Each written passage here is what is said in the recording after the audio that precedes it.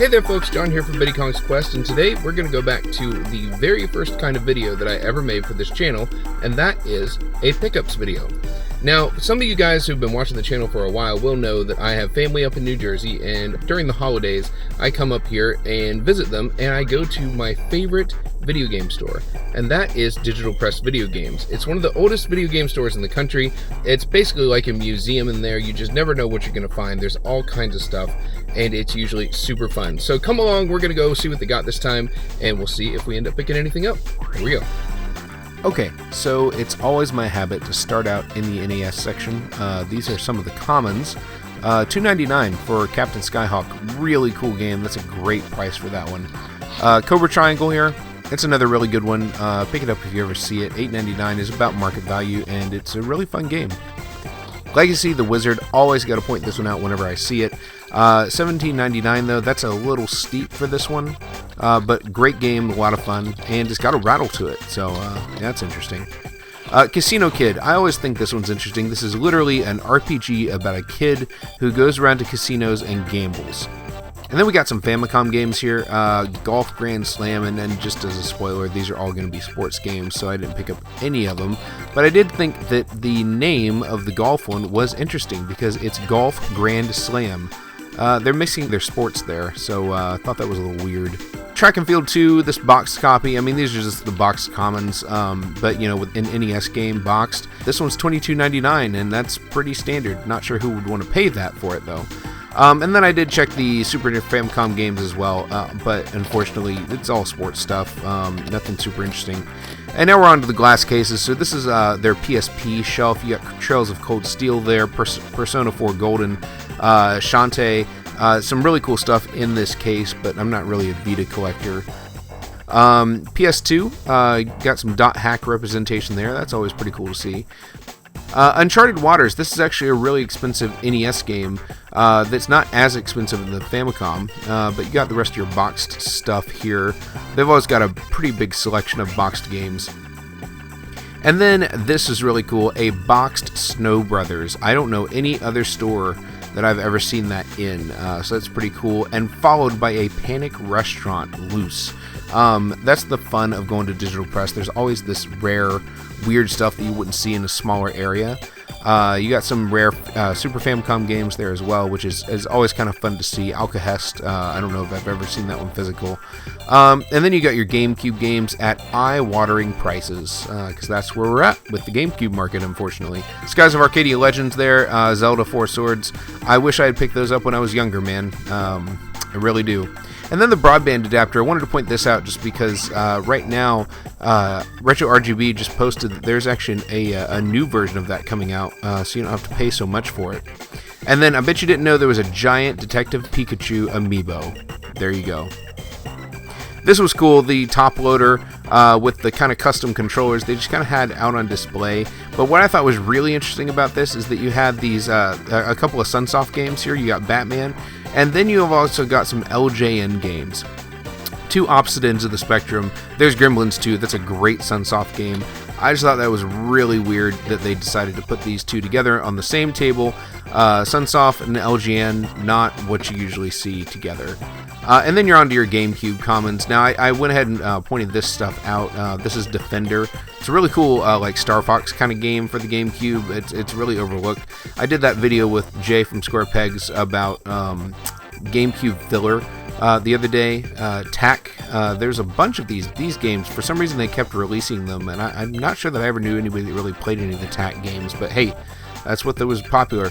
And then Prince of Persia, I want to point this one out because the new one just came out, and if you've never played the old trilogy, this was like the first reboot they did, and man, this is an awesome trilogy if you've never played it. And then we go over to the Switch games. I think that these are interesting solely because they're so cheap. Like, we're at the point where there's some really cheap Switch games, like $12.99 for Dragon Ball Xenoverse 2, Puyo Puyo Tetris, I believe this one was the same, $12.99. And it's fascinating that we're at that point in the Switch's life where you can get some real bargains. Poor Sonic Forces, man, this one's only $11.99. Sonic games just don't hold their value for very long at all. But it's interesting to see. And then there was this Tony Hawk Pro Skater 1 and 2. It was only $14.99, and I hadn't picked this one up yet, so this one actually caught my eye because, you know, I played a lot of Tony Hawk when I was younger, and I kind of wanted to check this one out, so I thought that one was cool. And then on to the Wii U section. Now, this is Pokken Tournament, but you're going to notice a pattern here. It's $8.99, and no matter what Wii game I picked up, they were pretty much all like $8.99, $9.99. You know, this might be the sweet spot of the time to get some of these Wii U commons, because, I mean, I think they're just liquidating them. Nobody's buying them, apparently. And eventually, you know, as little as the Wii U sold, they're probably going to be pretty hard to find. And I thought this was interesting. This is a sealed Lego Star Wars Force Awakens, and it was only $12.99 for a sealed Wii U game, and I just thought that was really interesting and probably worth pointing out. And then you got the TurboGrafx section. This is again in one of the glass cases. There's Keith Courage. That was a pack-in with the TurboGrafx system. And then you've got my favorite game, or one of my favorite games of all time, Fantasy Zone. Nothing special about it. I just had to point it out. The Story of Thor. This is an interesting Mega Drive game that not a lot of people know about. It's kind of a Zelda-like. Really good. You got Gunstar Heroes, though. High Seas Havoc. There was just a bunch of cool Genesis stuff. But that's about it for that. So let's wrap it up and see what I got. Alright, so that was Digital Press, and like I said, they have all kinds of stuff. Every time I go, it's usually a completely different set of things on the shelves, and you know, obviously there's obscure stuff, there's common stuff, there's super rare stuff like that Panic Restaurant and that box Snow Brothers, that we saw. There's all kinds of stuff that they have there, but it's fun because I know that I'm always going to end up walking away with something, and it's usually going to be something that I couldn't find at one of my local shops back where I'm from in Virginia, and so it's just a ton of fun to see what they've got. Now, as far as what I got, I didn't get quite as much as I usually do when I come up here. Budget's a little bit limited right now, so I've had to kind of scale back a couple of things just because of some house expenses and those sorts of things. But that said, I was able to walk away with two things. First of all, I showed it in the video, but I got the Tony Hawk's Pro Skater 1 and 2 remaster. That was $15, which is about as much as I'm willing to pay for a remaster of Tony Hawk 1 and 2. Now, to be fair, I did play Tony Hawk 1 and 2 a ton when I was in high school, and I have really fond memories of it, and I've heard this remaster is really pretty good. So, but $15 is the right price for this, and I'm looking forward to playing it. Obviously, it is a, you know, Activision AAA Switch game, which means it comes with 0 extra stuff. But yeah, I'm excited to play this because it seems like people really enjoyed it when it came out. And again, it's something that it was a big part of my childhood, so I'm pretty excited about revisiting it. It should be pretty fun.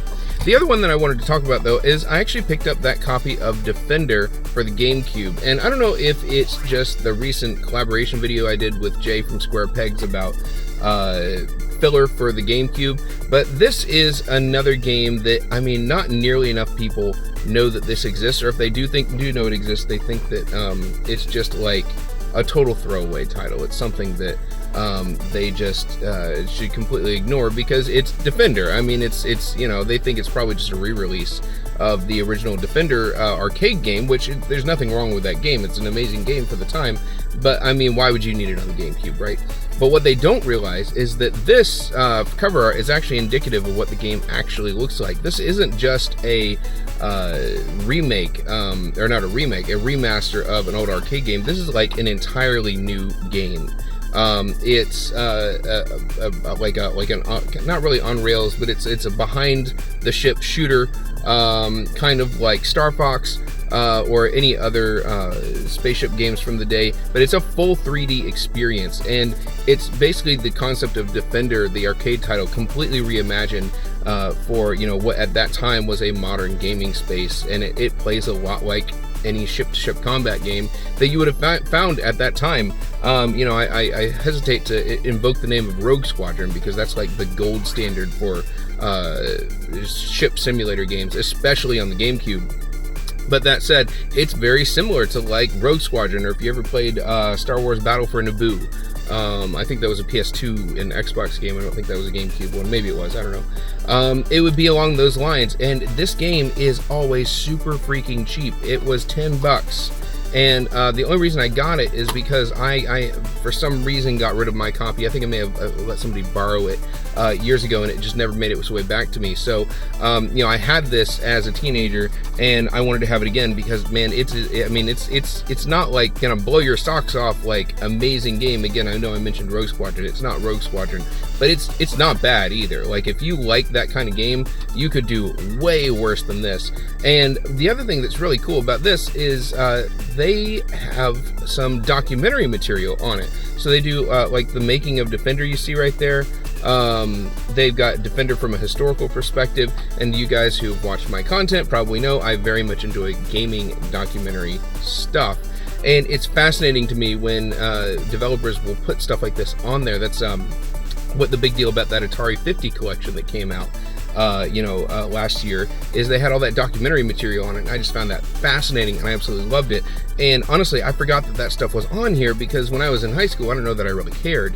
Now I do, and I just think it is super cool. So again, $10. I mean, this is like a $10-15 game. This is on the low side of what it would cost, but it's complete.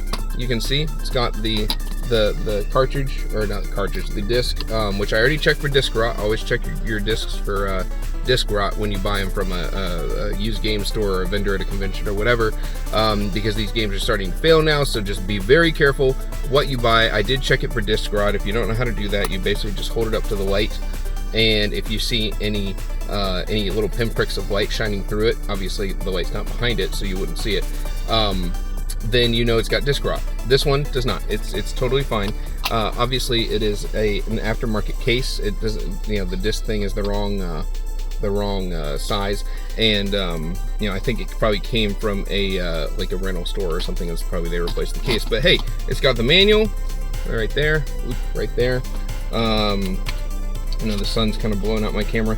And then it even has the registration card, which you don't see a lot, especially since it was a rental game. Oh, I am so glad I bought this. I just saw something that made this whole thing worth it, because this is not just a rental case. This is a Blockbuster branded rental case. And those of you guys who know, I'm on a quest to collect all of the Blockbuster exclusive video games. Now, this is not one of them. But that said, anything that has Blockbuster, man, that's one of those things that I collect. I love Blockbuster video stuff. So the fact that this comes in an aftermarket Blockbuster video case, man, that makes the story of this thing so much better, and so much more worth it, because I'm all about the story and the history a game has had. So yeah, so the case is beat up. You can see it's got some gunk there and stuff like that. It's all part of the history. It's all part of the story. So I love getting stuff like this. Never turn down or never look down on an ugly game, because there's a story there. Anyways, that's all I got for now. Thank you guys so much for watching. Like, comment, subscribe, do all that YouTube stuff. We'll have another normal video out here pretty soon, and I will see you guys next time.